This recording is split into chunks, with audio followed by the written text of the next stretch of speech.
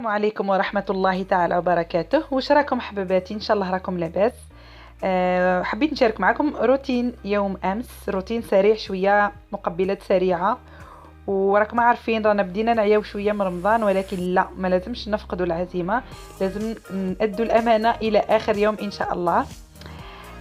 دونك البنات حبيت نوري لكم برك الجو عندنا كيفاش رانا صايمين. الحمد لله يا ربي، اللهم غيثا نافعا. النو كانت قاوية، الشتا كانت تصب، يعني ما شاء الله صمنا هذا العام في رحبة، الحمد لله يا ربي. أنا كنت خارجة باش نجيب بنتي من ليكول. بنتي الكبيرة كانت تخرج على 6 لأني عملتها في سونتر دو لوازير. شوفوا البنات النو ما شاء الله، الشتا قاوية، حتى الشوارع خالية، ما كان حتى واحد لبرا لأنه الولاد يخرجوا قبل هذا الوقت، بقاو غير قلال. ومعي غير بنتي صغيرة في لابسات، عملت لها لابياج باش ما تتشمخش، جبتها من لاكريش بكري. ودوك تشوفوا بنتي ها هي خارجه فرحانه لانها طولت شويه مسكينه. سالي. ها هنا حطيت فليفله تاعي تقلاو باش نعمل بهم حمي سخون. ولا هنا عندي بات فيتي، عملت لها فروماج باش نعملهم كرواسون. هذا البابي دو كويسون قصيته في البلاطو باش نحط فيه لي كرواسون تاوعي والمقبله اللي راح ندير.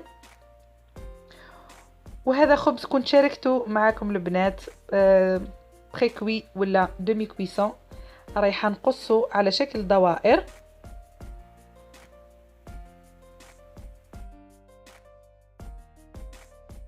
هكا.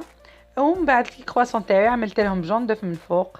لي كرواسون عملتهم سامبل صالي فروماج برك، عينه مليفه سيتو.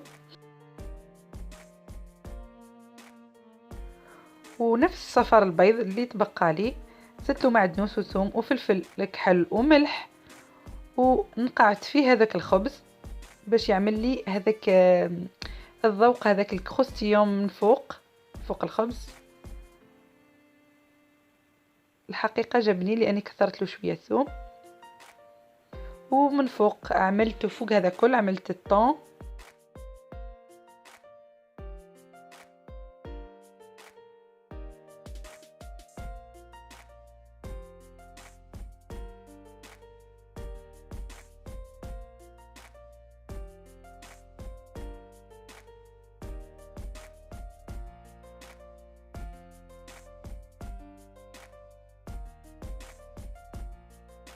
يحبوا هكذا حاجه خفيفه برك يفوتوا فيها لا سوب. ولا انا عملت لهم دي مورسو دو كومونبير، زيتونه شويه برك كومونبير، هذا الشكل دائري، هذا شيفر، وحطيته في الفرن.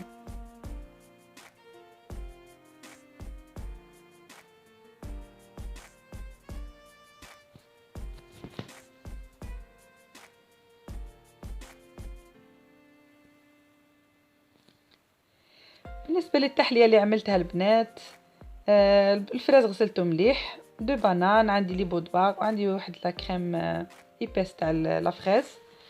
حلي بودبار حطيتهم في السيرو. يعني لهنا راني جابروفيز، يعني ماشي حاجه يعني اللي نعرفها، ولا كنت برك نرتجل. قسيت لي بانان اوتور تاع لي كوبل اللي عندي كما تشوفوا.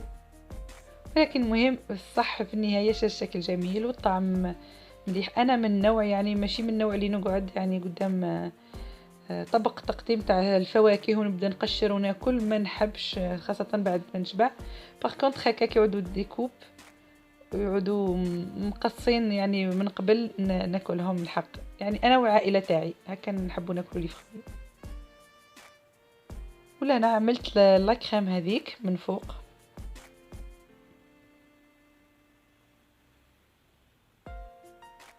ايطاليتها شويه بلاكويير باش نحاول نعمل شكل شويه جميل للعين. سلطه دو فخوي انواع واشكال وابتكارات. المهم الشكل، المهم شكل نهائي يعود يؤكل. لهنا زينتهم بريكيوي، قطعتهم بآلة تقطيع البيض المسلوق. ولهنا اللون الأخضر عطى جمالية على اللون الأبيض اللي كاين.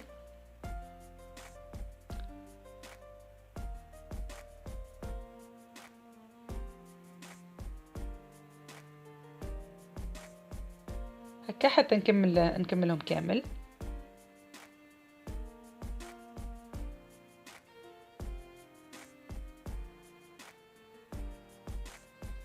زدت هنا لافخيز في الوسط نزين الوان علم الجزائر بلدي الحبيب، وشويه زامون ديفيلي من فوق.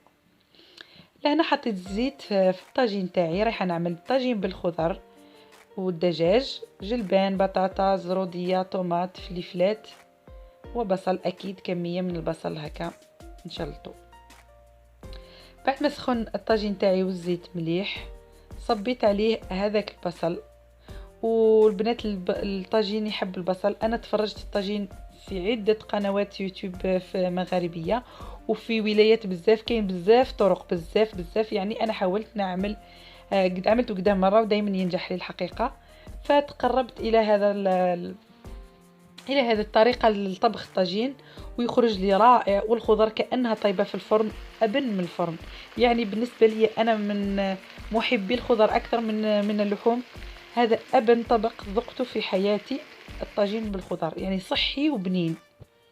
لأن عملت صدر تاع الدجاج، البهارات اللي هي ملح وفلفل اسود، عملت ملعقتين صغار تاع قهوه ملح، ملعقه فلفل اسود. انا مانيش مرفه نطيب به ولكن طاجين يحب. لهنا الكركم، زودت له الكركم لاني نحب الكركم في الدجاج يجي رائع يعني الحقيقه. ولهنا زنجبيل، ملعقه صغيره تاع زنجبيل.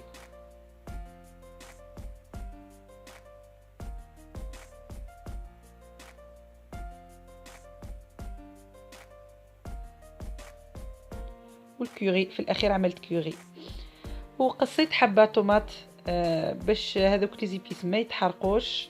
تمد شويه ماء، تضيف شويه السوائل تاع البصل، وكثير ما صبيتها فوق الدجاج باش يهبطوا شويه هذوك البهارات البصل ما يبقاوش برك فوق الدجاج هكا. الاخوات المغربيات اللي تفرجوا فيا ان شاء الله ما نكونش غلطت يعني، ولكن انا عندي صاحبتي مغربيه تشهد لي دائما باللي الطاجين تاعي بنين. دونك هكا الجزر نقصو نحيلو هذيك القطعه اللي من داخل اللي صعيبه في الطبخ، باش لاني رايحه نعمل الجلبان مع الدجاج مع الجزر مع كلش لازم شويه نرققو هكا. ستفتو في الطبق تاعي بهذا الشكل. ومن بعد زدت البطاطا بشكل طولي.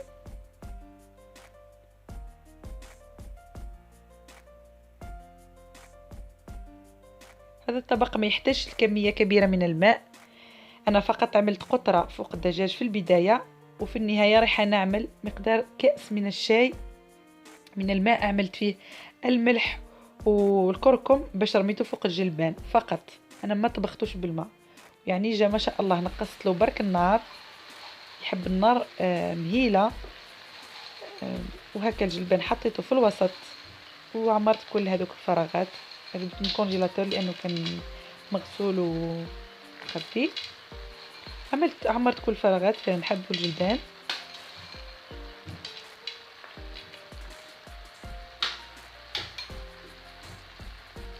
ومن فوق قصيت عليه قلت لكم حبه طوماط باش تزيد تمد شويه سوائل كي نغلق الطاجين تاعي من فوق باش ما نستهلكش بزاف الماء، لانه كي ديروا له الماء بزاف يصامت. انا في اول مره عملته بديت نصب في الماء الحقيقه ما نجحليش. ولا هنا في النهايه ما صورتش ولكن زدت كاس تاع لاتاي ماء وكركم. انا عملت بابي دو كويسون وعملت بابي المنيوم وغطيته جيدا. ما فتحتوش ساعه ونصف. كيف فتحته صدقوني لقيته كلش طاب. الدجاج، البطاطا، الجلبان، لي كاروت تحرق لي شويه من تحت البصل لاني شحرته مليح، ولكن جا رائع. لهنا الفلفله تاعي قشرتها مليح وعملت لها ثوم وزيت زيتون وقليتها في المقله. ولا هنا وجدت مواعين باش نحطهم لانه قرب الاذان. هذا شكل الحميس اللي عملته، حميس ساخن. وهذا الطويجين تاعي البنات صدقوني جربوه والله ما تندموا. يعني ابن قلت لكم طبق خضر هو الطاجين.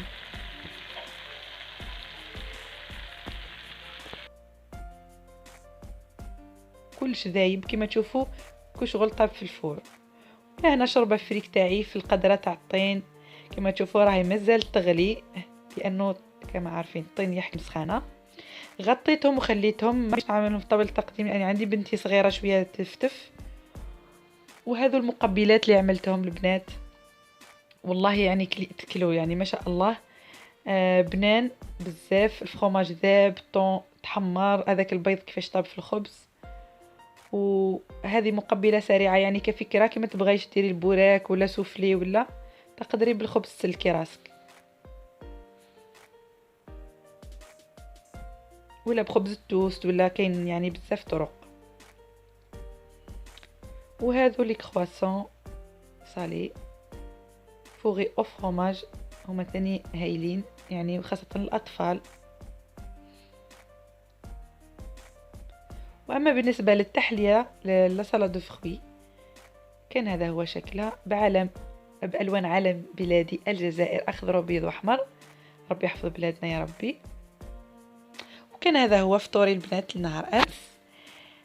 نتمنى ان شاء الله يعجبكم الاطباق، ونتمنى ان شاء الله تشوفوا كيفاش سلكت راسي بسرعه، يعني ساعه ونص يعني او ماكسيموم 12 طاب كلش وجدت كل شيء. وهنا مع غروب الشمس قد يعني مع وقت المغرب والمطر حبست الحمد لله.